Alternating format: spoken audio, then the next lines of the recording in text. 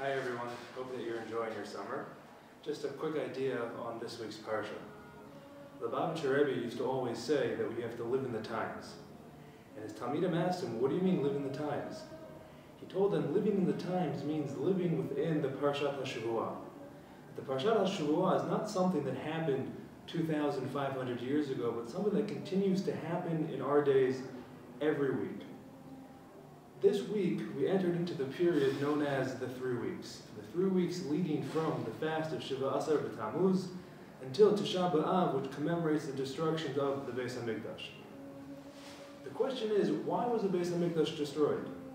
We know, Chazal tell us that the second Beit HaMikdash was destroyed because of the chait of Sinat Chinam, a baseless hatred. Contrary to popular opinion, baseless hatred wasn't that you were walking in the street and you saw someone who had red hair and said, oh, I hate him because he's different than me. The Netziv, Rav Naftali Tzvi Yehuda Berlin, in his introduction to Sefer Bereshit, gives us a whole new understanding of what it means, Sinat Chinam. He says that Sinat Chinam is that the people were tzaddikim, v'chasidim, v'amalei Torah. They were righteous individuals. They sat, they learned Torah, they did good deeds. However, since they looked at someone who was different from them, in their Yirat Hashem, in the way they served Hashem, they thought that that person was an apikaris. The Netziv says that it wasn't stam that they saw someone and they hated them, but they saw someone who served Hashem, and they served Hashem. But they served Hashem in a different way than themselves, and because of that, they thought that they were an apikaris. And I think we see the same thing in our days.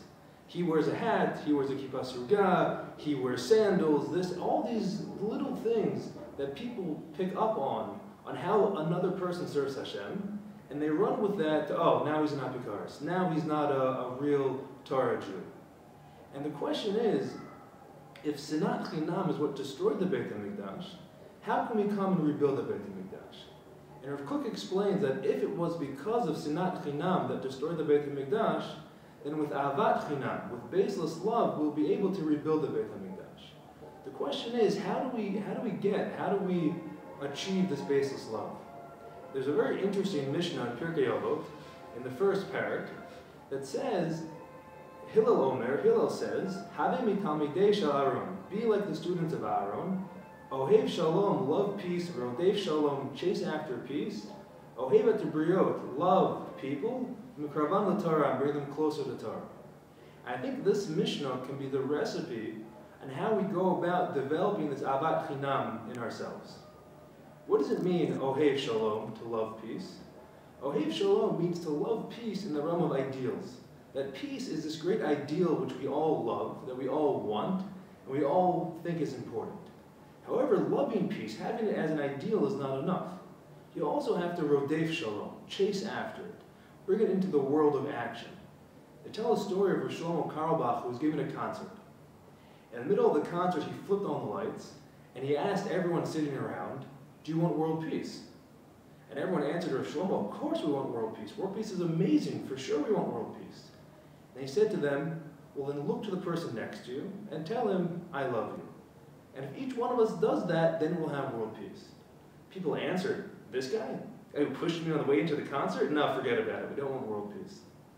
It's too hard. It's not enough to love shalom.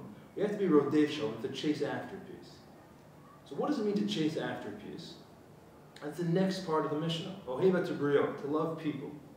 What does it mean to love people?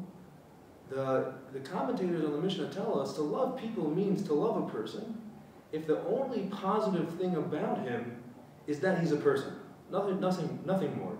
No Torah, no mitzvot. The only thing he has is that he's a tzelem Elokim. He's created by HaKadosh Baruch Hu. And then we have to love them. Because each person is a unique individual that has something very special about them, whether or not you can see it on the outside. And we see this, Rav Kook tells us in Az Yashir, we say every morning, Ad Yavor Amcha Hashem, Ad Yavor Amzu Kanita. When will this nation Hashem pass over? When will this nation that you acquired pass over? And Rav Kook asks, the lashon, the language of this sentence seems to be double. Why just say, when will this nation pass over Hashem? And he explains that what this pasuk is coming to tell us is a very deep idea. That there are people, Ad Yavor Amcha Hashem, the nation of Hashem, that all they have about them is that they're part of Am Yisrael, they're part of the nation of Hashem. And there are other people, Am Zu Kanita, that they acquired their title of Am Hashem through their mitzvot. And Rav Kook says that both of those types of people are part of Am Yisrael. You have people who have an inner Kedusha and people who have an outer Kedusha. And he says one of the prime examples of something that has an inner Kedusha and not an outer Kedusha is Chamor, is a donkey. We know there's a mitzvah, Peter Chamor, you have to redeem the firstborn donkey. And he says that's because there's some inherent Kedusha in that animal which is not apparent on the outside. And he takes it one step further and he says that we know, Chazal tell us, that Mashiach rochev al gabe chamor. Mashiach is going to come riding on the donkey. Rav Kook says, what donkey is that? Rav Kook says that's the chamor, the chamorim sheba Am Yisrael, the donkey, so to speak, of the Jewish people, who from the outside seem to have no good positive character traits, no Torah, no mitzvot, but it's going to be specifically these people who bring Mashiach. This is a very, very wonderful idea. And from this idea, we see that ahavat chinam, baseless love, is something which is very, very important in Judaism. However, baseless love does not mean to come and say there's no problems in the world. There are problems in the world. Things need to be fixed, things need to change. And we see that specifically in this week's Parsha. Pinchas, who in the end of last week's Parsha, Balak goes and kills Zimri.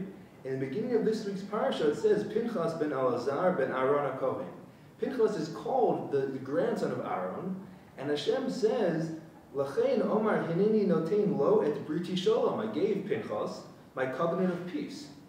How could it be that Pinchas, who a few psukim before goes without any judgment, without any court, and kills one of the heads of the Jewish people, can at the same time be given that shalom? And that's exactly the point. Ahavat chinam, baseless love, doesn't mean overlooking the bad. Baseless love means recognizing that each individual person is created in the image of Hashem. You have to love that person, but loving that person does not mean that you cannot disagree or hate the actions. You have to love the person, but within that love can come the disagreement with the actions. We see this idea by Avram. Avram, who is the quintessential Jewish patriarch of chesed, of kindness, of mercy.